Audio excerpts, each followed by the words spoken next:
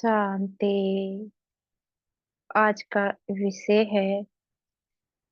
क्रोध करने के जीवन में होने वाले अनेक नुकसान।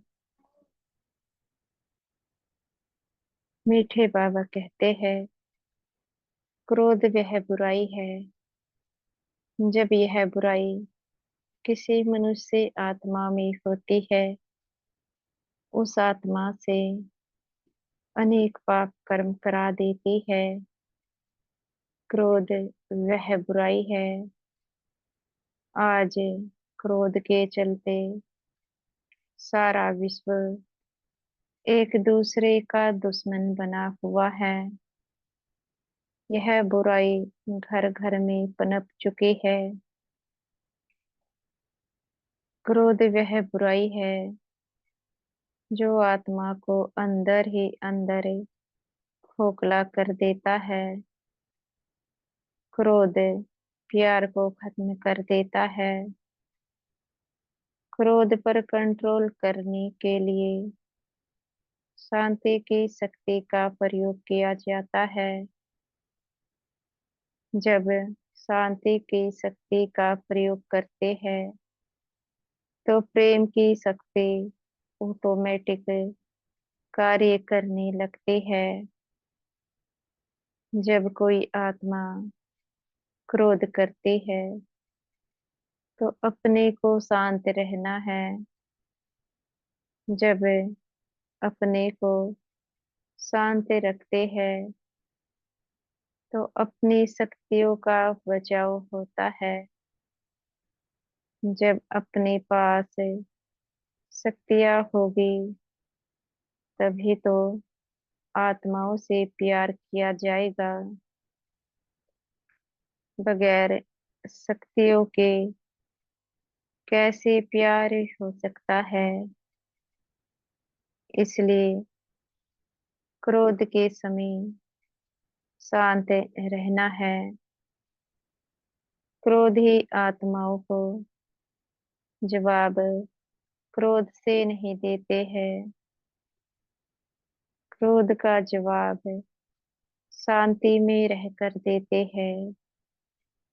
जब हम क्रोध करने वाली आत्माओं को शांति की महसूसता कराते हैं, धीरे धीरे उनके क्रोध करने की आदत छूट जाती है, क्योंकि वह भी शांति की महसूसता कर रही है। जब कोई क्रोध करता है उस समय हम अपने मन को कितना शांत रखते हैं। जितना मन हमारा शांत रहता है उस आत्मा पर भी अपने मन का प्रभाव होता है। कुछ समय ऐसा लगता है जैसे उसको कुछ भी प्राप्ति नहीं हुई है, पर कड़े संस्कार होने के कारण वह प्राप्ति तुरंत ही दिखाई नहीं देती है। वह प्राप्तियां धीरे धीरे ही उस आत्मा में नजर आने लगती है, क्योंकि कड़े संस्कार हैं, जाते जाते ही जाते हैं। इसलिए कभी भी यह चिंतन नहीं करते हैं कि हम तो शांति में उनकी बातों को सुन रहे थे। कोई चिंतन भी उनके प्रति नहीं किया। पता नहीं उनको शांति की महसूसता होगी कि नहीं होगी। अगर ऐसा संकल्प करते हैं तो उनको प्राप्ति नहीं होती है।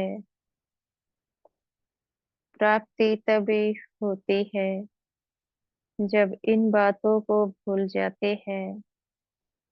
किसी आत्मा के संस्कार इतने कड़े होते हैं, उनको जाने में समय लगता है।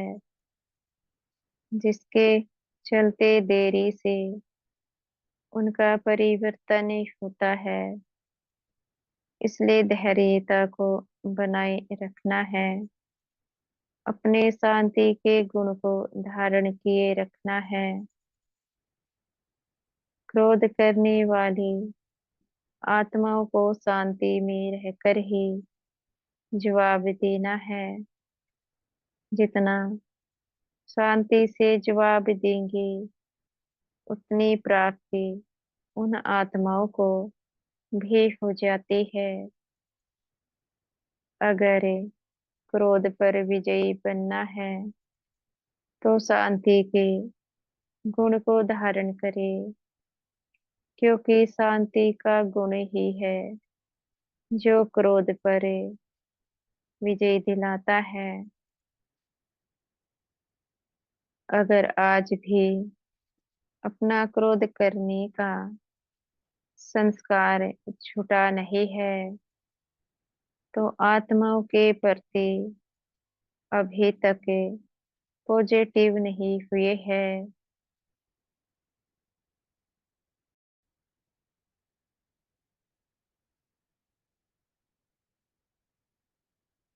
आत्माओं के प्रति संकल्प चलते हैं। आत्माओं की कमजोरी को देखते हैं। इसलिए आत्माओं की कमजोरी को देखना बंद करना है। जब किसी की कमजोरी को देखते हैं वह कमजोरी अपने में भी दिखाई देने लगती है और कमजोरी के रूप में क्रोध बाहर निकलता है। अच्छा क्या है, कमजोरी देखी उस आत्मा में शुभ भावनाएं, शुभकामनाएं दी। जो हमें बाबा से मिला वह प्राप्ति उसको भी हो जाए, ऐसे अपने विचार होने चाहिए। जब कमजोरी को देखते हैं देख करके छोड़ते नहीं है।